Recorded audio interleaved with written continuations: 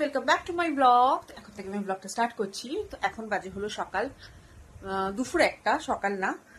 তো এখন আমরা একটু বেরোচ্ছি, যাচ্ছি হলো বরের লাইসেন্সের আজকে এক্সাম আছে, তো আমরা আলিপুর যাচ্ছি। তো আমার লাঞ্চ হয়ে গেছে, স্নান হয়ে গেছে, পুজো হয়ে গেছে, সব ডান। ওরও হয়ে গেছে সবকিছু, পুচকিগুলোকে খাবার দেওয়া হয়ে গেছে, সব মানে সব কাজ কমপ্লিট করে দিয়েছি সকাল সকাল। তো এখন বেরোচ্ছি, জানি না কত লাইন থাকবে, কত সময় লাগবে। বাইরে প্রচন্ড লেভেলের গরম। আমি ভাবছিলাম প্রথমে যে ফার্স্ট আমি যাবো না, ভাবলাম যে একা একা ও বেচারা কি করবে ওখানে বসে থেকে, বোর হয়ে যাবে, তো আমি যাই। তো সেজন্যই যাচ্ছি আর কি। তো যা যা করছি সব দেখাবো, চলো টাটা।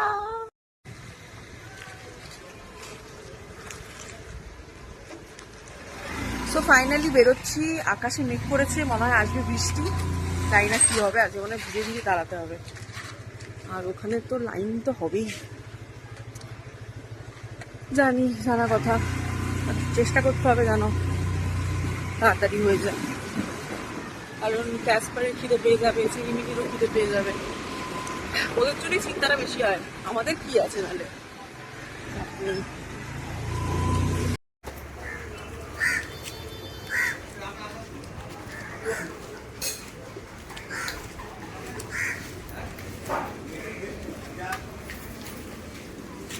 কোন বিল্ডিংটা গো? এই লম্বা বড় বিল্ডিংটা?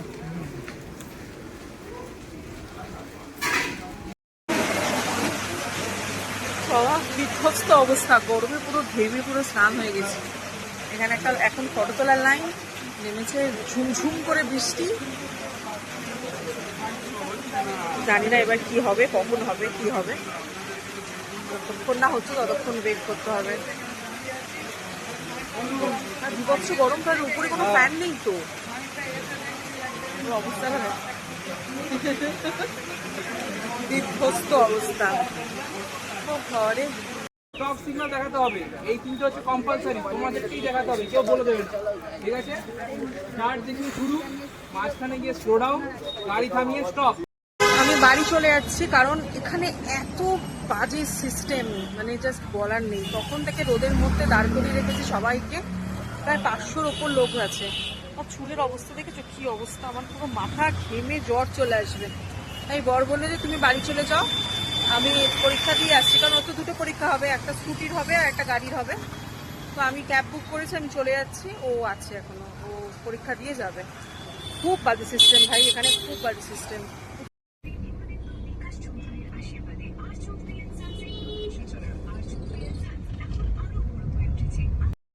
সো ফাইনালি বাড়িতে এসে ভালো করে স্নান ঠান করে, এখনো লিপস্টিকটা রয়ে গেছে, স্নান ঠান করে শ্যাম্পু করলাম ভালো করে, কারণ পুরো মাথা ঘেমে মাথার ভিতরে ঘাম ফাম হয়ে একাকার অবস্থা হয়ে গেছিল।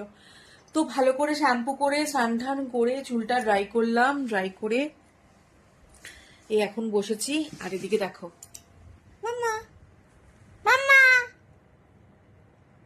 মাম্মা, আমার সন্টু, আমার সোনু, মিনি বসে আছে। আয়োজন দেখো। তো চলে এসেছি, ভালোই হয়েছে, আর একা একা ছিল, একটু শান্তি লাগছে। এসিটা চালিয়েছি, আর পারা যাচ্ছে না, ওখানে ফ্যান নেই, এসি নেই, একটা মাঠের ওপর। বাবা, আমি আমার নিজের লাইসেন্স আমি বের করবো না বাবা, আমার দরকার নেই। ওখান থেকে তো অ্যাটলিস্ট আমি আর করবো না, আলিপুর থেকে আমি অন্য কোথাও কসবা বা বেলতলা থেকে ট্রাই করবো, এখান থেকে করবো না, বহু ঝামেলা ভাই।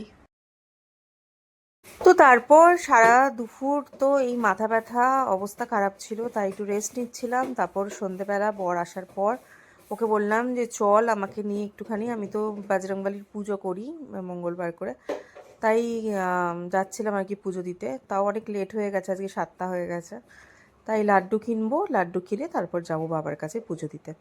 আমার বাড়ি থেকে মন্দিরটা একটুখানি দূরে, বাড়ির সামনেও একটা মন্দির আছে, কিন্তু সেটা না আমি জানতাম না, প্রথম থেকে আমি যেখানে দিয়ে এসেছি ওখানেই মনটা এসে হয়ে গেছে, মানে আমার মনে হয় যে ওখানেই দেবো পুজো, দূরে তো কি হয়েছে, তো ওখানেই যাব আর কি। তো ওটাই বরকে বলছিলাম যে সামনেরটা থেকে কি দিয়ে দেবো, বর বললো না, আছে যেখান থেকে দাও সবসময়, প্রত্যেক মঙ্গলবার যেখানে দাও তো সেখানেই দিও। আর আমি ভয়েস দিচ্ছি, এদিকে ক্যাসপার একটা বাটি কোথা থেকে জোগাড় করে অদ্ভুত আওয়াজ হচ্ছে।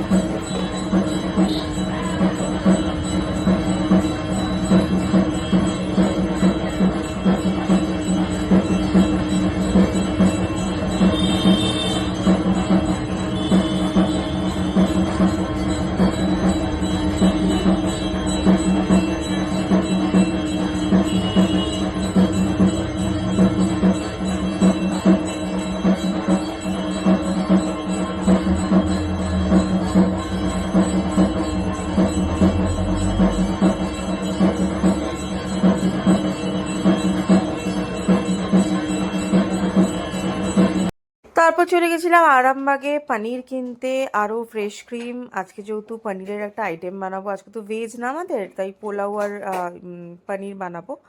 তো ভেজের দিন পনিরটা আমাদের বাড়িতে হয়েই থাকে। দুপুরবেলা আমরা ফুলকপি তরকারি খেয়েছি, তাই রাত্রিবেলা আমরা পনির খাবো।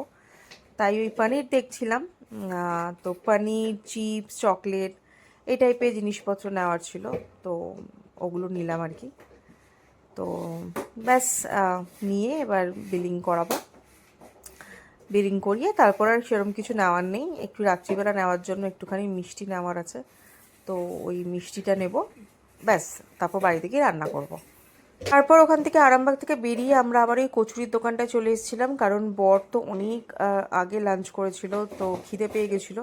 তাই আমরা কচুরি পার্সেল নিয়ে নিয়েছিলাম, তো ওটা বাড়িতে গিয়ে খাবো। এদিকে একটা ডগ শুয়ে আছে, কি নিশ্চিন্তে দেখো, এত গাড়ি ঘোড়ার আওয়াজ হচ্ছে কিন্তু ওর কোনো খেয়াল নেই, ও মনেই শুয়ে ঘুমাচ্ছে। আমরাও যদি এরকমভাবে শান্তিতে সবসময় ঘুমোতে পারতাম তাহলে কি ভালো হতো। ওর জন্য চলে এসেছি, আজকে বাসন্তী পোলাও বানাবো। তো চালটাকে ভালো করে ধুয়ে আমি শুকাবার জন্য রেখে দিয়েছি। এটা ভালো করে ড্রাই হবে, তারপর আমি বাকি জিনিস মিক্সড করব। 500 গ্রাম পনির নিয়ে নিয়েছি, তো এটাকে আমি পিস করে নেব। একটু বড় বড় করেই পিস করব,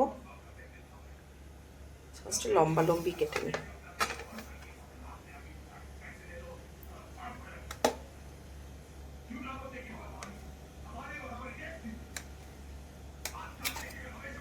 পনিরটাকে কেটে নিয়েছি, এরকম কিউব কিউব পিস করে নিয়েছি আমি। একটু বড় সাইজ করেছি। এখানে গরম জলের মধ্যে একটু নুন মিশিয়ে রেখেছি আমি। আমরা এই রক সল্টটা ইউজ করি, পিঙ্ক সল্টটা, তো ওটা মিশিয়ে রেখেছি এটাতে। আর এদিকে আমি সাদা তেল আর ঘি গরম করেছি, এটাতে আমি পনিরটাকে জাস্ট হালকা ফ্রাই করে এই গরম জলের মধ্যে চুবিয়ে দেবো, যাতে সফট থাকে। আর ওই বাসি ব্যাপারটা, যদিও এটা বাসি ব্যাপারটা হবে না, কারণ এই এই পনিরটা মালাই পনির ভীষণ টেস্টি, তারপরও একটু সফট হয়, সেজন্য এই গরম জলের মধ্যে এটার মধ্যে ভিজিয়ে দেবো। এরকম হালকা করে গোল্ডেন করে ফ্রাই করে এবার এটাকে ঠিক করে দেবো।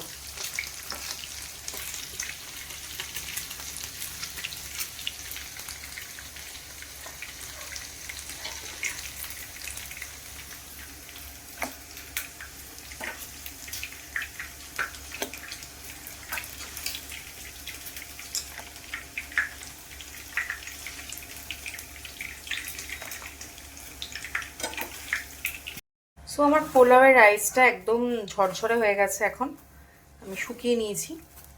আর এখানে আমি ঘিটা গরম করে হলুদটা মিক্সড করে নিয়েছি, তো এটাকে আমি এখন এটার মধ্যে অ্যাড করে দেবো।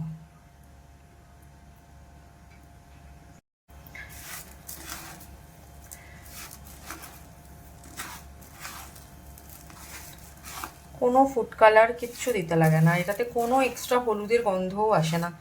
এরমভাবে করলে ঘিটা গরম করে তারপর যদি হলুদটাকে মেশানো যায়, তাহলে কোনো গন্ধ আসে না, মানে হলুদের যে স্মেলটা ওটা করে না পোলাওয়ে। ব্যাস, এটার সাথে এবার আমি একটু গরম মশলার গুঁড়ো আর একটু আদা বাটা অ্যাড করবো, নিয়ে নেবো। তো এটার জন্য ফার্স্টে দেবো হলো গোটা গরম মশলা, ফোড়ন দেবো।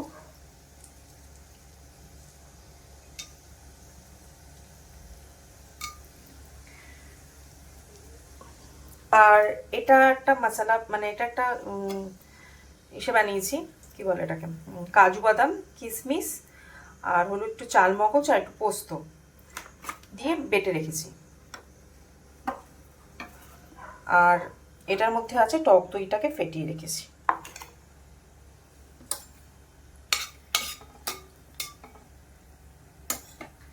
এবার আমি এইটা দিয়ে দেবো।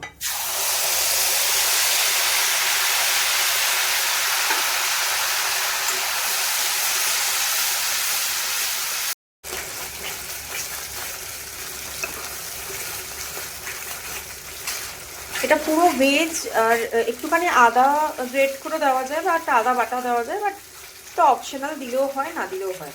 তো আমি আজকে দিইনি, কিন্তু আবার কখনো কখনো দিয়েও থাকি। এটা ভীষণ ইজি বানানো, কোনো কষ্ট না, যে কেউ বানাতে পারবে। এটা অলমোস্ট হয়ে গেছে, এটা কিন্তু একটু সাদা সাদাই হয় দেখতে, আর যারা ভালোবাসো সাদা টাইপের খাবার খেতে তারাই খেও এটা।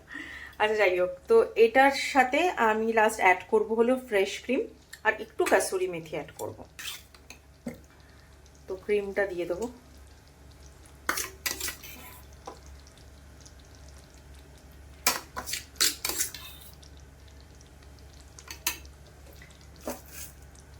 আর একটু কাসুরি মেথি জাস্ট হালকা করে।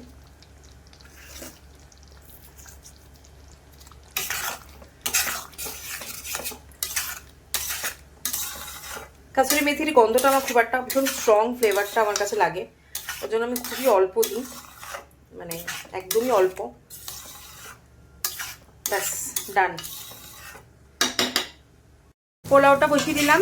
পোলাওয়ে স্টার্টিংয়ে হলো গোটা গরম মশলা দিয়েছিলাম, তার সাথে কাজু কিশমিশটা আর তেজপাতাটা দিয়েছিলাম। দেন ম্যারিনেট করা চালটা দিয়ে দিলাম। এবার ততক্ষণই ভাজবো যতক্ষণ না চালটা একটু ট্রান্সপারেন্ট হয়ে যাবে দেখতে। তারপর পোলাওয়ে তো মেন জলের মাপটাই মেন। এখানে আমি 1.5 বাটি চাল যেই বাটি করে আমি চাল মেপেছি সেটা হলো এই বাটিটা, মানে মেজারমেন্টটা হবে যদি 1 বাটি চাল হয় তাহলে 2 বাটি জল। আমি 1.5 বাটি চাল নিয়েছি, তাই আমি 3 বাটি জল দেব।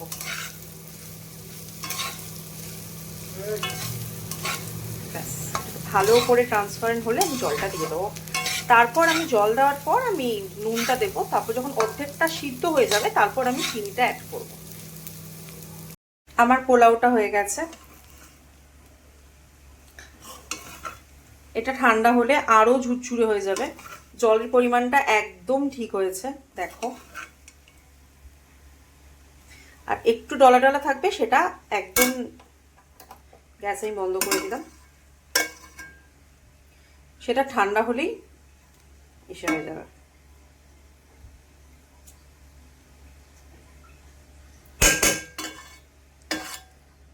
ফাইনালি আমি চলে এসেছি আমার খাবার নিয়ে, যেটা আমি এত কষ্ট করে বানিয়েছি আজকে রাতের ডিনার। তো চলো দেখা যাক খেতে কেমন হয়েছে।